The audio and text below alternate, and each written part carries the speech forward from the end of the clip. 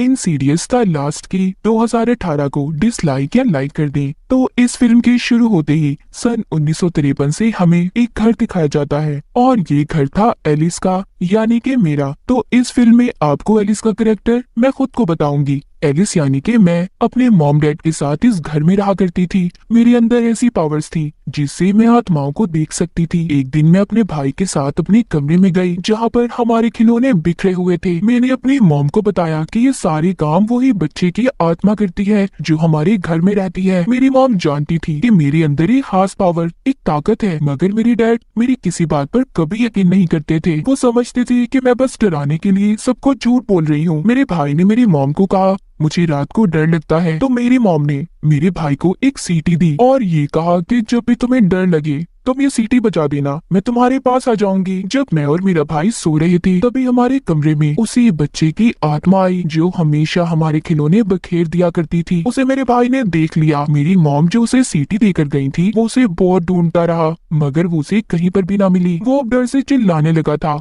उसकी आवाज सुनने के बाद मेरे डैड वहाँ पर आ गए और मुझसे पूछा क्या तुमने फिर से कोई आत्मा देखी है, जिस पर मैंने हाँ बोला। तब मेरे डैड मुझे नीचे ले गए और बहुत मारा, बेसमेंट में बंद कर दिया था क्योंकि वो मेरे बारे में ये जानते थे कि मैं जानबूझकर ये सब कुछ करती हूँ। मैं लोगों को डराती हूँ क्योंकि मेरे डैड मेरी इन हरकतों की वजह से तंग आ चुके थे कि मुझे भूत प्रेत आत्माएं नजर आती हैं। तभी अचानक से वहाँ पर बेसमेंट की लाइट बंद हो गई और तभी मुझे वहाँ से एक आवाज आई जो मुझसे कह रही थी कि अगर तुम्हें रोशनी चाहिए तो तुम्हें ये दरवाजा खोलना होगा। दूर एक दरवाजे से जो बेसमेंट में बना हुआ था उसके सुराख से रोशनी बाहर आ रही थी और ये आवाज भी मुझे वहीं से आई। वहाँ पर उस दरवाजे की चाबी भी थी। मैंने उस दरवाजे को खोल दिया जो मेरी बहुत बड़ी गलती थी। उस दरवाजे से एक शैतानी आत्मा बाहर आई और उसने मुझ पर अपना कंट्रोल कर लिया और उस चीज ने वहीं पर मेरी मॉम को भी मार दिया। जिसके बाद वक्त गुजरता गया, मैं बड़ी हो गई और अपनी मॉम की मौत का कसूरवार खुद को समझती थी। एक दिन मैंने अपने घर पर एक लड़की को देखा जो बहुत अजीब हुलिये में थी। मतलब वो एक आत्मा थी जो बस मुझे ही नजर आ रही थी।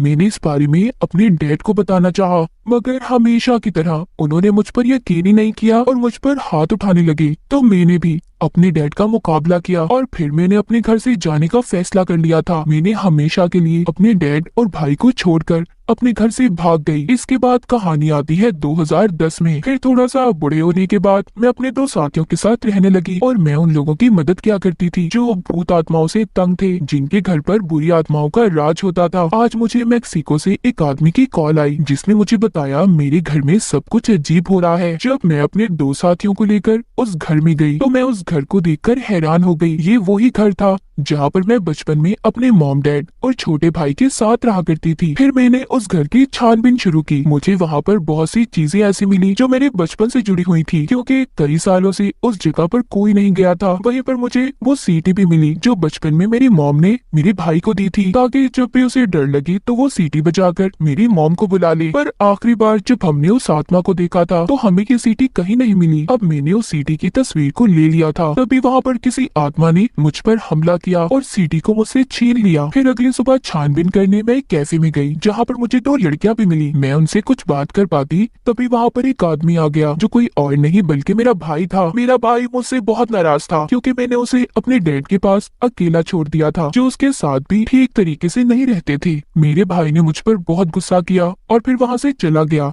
मुझे जो लड़कियां मिली थी वो मेरे भाई की बेटियां थी। मैंने अब उस सीटी की तस्वीर को अपने भाई की बेटी को दे दिया और कहा इसे अपने डैड को दे देना। उसी रात में अपने घर वापस आई जहाँ पर मैं छानबीन करने आई थी और जो मेरे बचपन का घर भी था वहाँ पर मुझे फिर से सीटी की आवाज आई। वो आवाज दीवार के पीछे से आ रही थी मगर जब मैंने पास जाकर देखा तो वो कोई दीवार नहीं बल्कि एक दरवाजा था। मैंने अपने डैड की रखी हुई चाबियों से जब उस दरवाजे को खोला तो वो सीटी मुझे जमीन पर गिरी हुई मिली। साथ ही मैंने वहाँ पर एक लड़की को देखा जो एक इंसान थी। दरअसल जो आत्मा मुझे इस घर तक लेकर आई थी वो अच्छी आत्मा थी जो इस लड़की की मदद करना चाहती थी। तभी यहाँ पर वही आदमी आ जाता है जिसने मुझे यहाँ पर बुलाया था जो अब इस घर का असल मालिक था, पर उसके हाथ में गन थी। उसी ने इस लड़की को यहाँ पर कैद किया हुआ था। दरअसल बचपन में जो मैंने दरवाजा खोला था उसी में से जो शैतानी आत्मा बाहर निकली थी जिसने मेरी मॉम पर भी हमला करके उन्हें मार दिया। अब उस आत्मा ने इस मालिक मकान पर भी अपना कंट्रोल कर लिया था और उसी ने इस लड़की को कैद भी किया हुआ था। अब खैर वो मालिक मकान हमें कुछ कहता, तभी मेरे एक साथी ने आकर उस पर हमला कर दिया, जिस वजह से उसकी मौत हो गई। अब जब मैं पुलिस स्टेशन गई तो मुझे पूछताछ से पता चला कि वो लड़की जो मुझे बेसमेंट में मिली थी, उसको पुलिस 4 महीने से ढूंढ रही थी। उधर घर में भाई भी अपनी 2 बेटियों के साथ आता है, जिस घर में वो बचपन में रहा करता था, और ये वही घर था जहाँ पर हर वक्त खौफनाक चीजें हुआ करती थी। वहाँ पर मेरा भाई दरअसल वही सीटी लेने आया था जो हमारी मॉम की आखिरी निशानी थी, मगर गलती से मेरे भाई की बड़ी बेटी बेसमेंट में चली गई और उस पर भी उस बुरी आत्मा ने हमला कर दिया। उसने मेरे भाई की बेटी को आत्माओं की दुनिया में कैद कर दिया, जिससे असल दुनिया में वो कोमा में चली गई। अब मैं अपने भाई की बेटी को बचाने के लिए कुछ भी करने को तैयार थी। अब जब मैंने छानबीन की तो मेरे सामने सारी सच्चाई आ गई। मुझे यहाँ पर पता चला आज से कुछ साल पहले जब मैंने बचपन में दरवाजा खोला था, जिसमें से बुरी आत्मा आजाद हुई जो दूसरी दुनिया से आई थी। उसने मेरी मॉम को मारने के बाद मेरे डैड पर अपना कंट्रोल कर लिया, जिसके बाद मेरे डैड बुरे काम करने लगे। वो लड़कियों को पकड़कर उन्हें कैद कर देते और फिर मार देते थे। आखिरी बार मैंने अपने घर को छोड़ने से पहले जिस लड़की को अपने घर पर देखा था, वो कोई आत्मा नहीं थी बल्कि एक लड़की थी, एक इंसान जिसको मेरे डैड ने ही कैद किया हुआ था। अब सब कुछ सच जानने के बाद मुझे अपने भाई की बेटी को हर हाल में बचाना था और दूसरी दुनिया से वापस लाना चाहती थी। अब खैर मैंने जब छानबीन शुरू की तो मुझे एक संदूक मिला। जैसे ही मैंने उसे खोला, बहुत अजीब था। वो बुरी आत्मा जो दूसरी दुनिया से आई थी, उसने मेरे गले को पकड़ लिया और मेरी भी आत्मा को अपने साथ दूसरी दुनिया में ले गई। फिर मैंने उस दुनिया में अपना बचपन देखा। छोटी एलिस ने मुझे बताया कि वो आत्मा जो हमारी दुनिया में है उसे की फेस कहा जाता है, जिसके पास हमारी दुनिया और दूसरी दुनिया की चाबियां हैं। तभी वो आत्मा पीछे से मेरे पास आई और उसने मेरा गला पकड़ लिया, जिसके बाद असल दुनिया में मैं भी कोमा में चली गई। वहीं पर मेरे भाई की दूसरी बेटी जो कि अपने बारे में अपने डैड को ये कहती है कि उसके अंदर भी मेरी जैसी ताकतें थी, वो आत्माओं को देख सकती थी, वो सीधा आत्माओं की दुनिया में जा सकती थी। इसीलिए अब वो मुझे बचाने और अपनी बहन को बचाने दूसरी दुनिया में आ गई थी। उसे वहीं पर उस लड़की की आत्मा मिलती है जिसको आखिरी बार मैंने अपने घर पर देखा था। वो उसे रोशनी देती है और ये कहती है कि तुम्हें उस दीवार के पार जाना है। उस दरवाजे के पार आ गई थी जहाँ पर बहुत सारे जेल बने हुए थे। उसी एक जेल में उस आत्मा ने मुझे भी कैद किया हुआ था। वहीं पर मैंने देखा एक जेल में से मेरे डैड बाहर आते हैं और उसी की फेस आत्मा ने मेरे जेल को भी खोल दिया और मुझे ये कहा, जाओ अपने बचपन का बदला लो अपने डैड से, क्योंकि वो मेरे साथ हमेशा से बुरा सलूक किया करते थे। मुझे गुस्सा आ गया और यहाँ पर मैंने यानी कि एलिस ने अपने डैड को ऐसे मारा जैसे वो मुझे बचपन में मारा करते थे। पर जब मैं ऐसा कर रही थी तो कीफेस आत्मा को ताकत मिल रही थी, क्योंकि जब जब इंसानों के बीच नफरत बढ़ती है तो उसी कीफेस आत्मा यानी उस शैतान को ताकत मिला करती थी। और जब मेरे भाई की बेटी यहाँ पर आई तो उसने मुझे मेरे डैड को मारने से रोका और मेरे स्टिक को भी लेकर तोड़ दिया, जिससे मैं अपने डैड को मार रही थी। मैंने देखा कि कीफेस ने मेरे भाई की बेटियों की आत्माओं को कैद किया हुआ है। मैंने उससे यहाँ पर एक सौदा किया कि वो मेरे भाई की बेटियों को छोड़ दे और मुझे मारकर यहाँ पर मेरी आत्मा को कैद कर ले। ये सुनकर वो कीफेस शैतानी आत्मा मुझे मारने लगी और साथ ही साथ मेरे भाई की बेटी को भी मार रही थी, जिसे उसने पहले पकड़ा था। उधर असल दुनिया में उसका जिस्म भी खत्म हो रहा था।